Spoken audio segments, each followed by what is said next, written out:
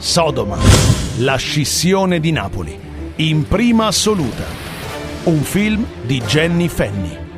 La miniserie in 4 puntate da lunedì 7 dicembre ore 21 su Canale Italia 143 ed in contemporanea su Sky 821.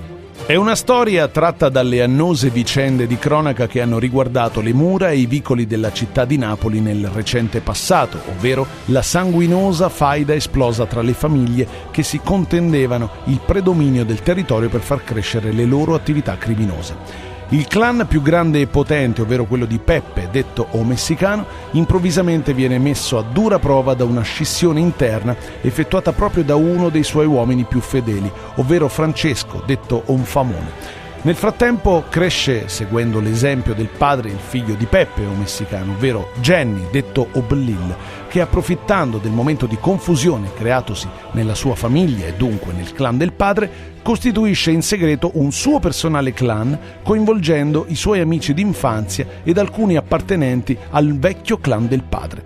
Sarà proprio il nuovo clan di Jenny che darà vita ad una guerra ancor più sanguinosa al boss Francesco Onfamone e ai suoi affiliati.